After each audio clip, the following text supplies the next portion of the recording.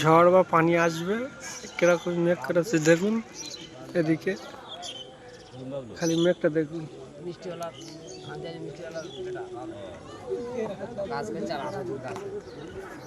এইসব পোলের ওপরে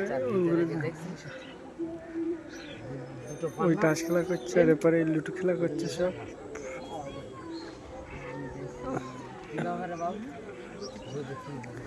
এবারে খুব মেঘ, পানি আসবে মনে হয়।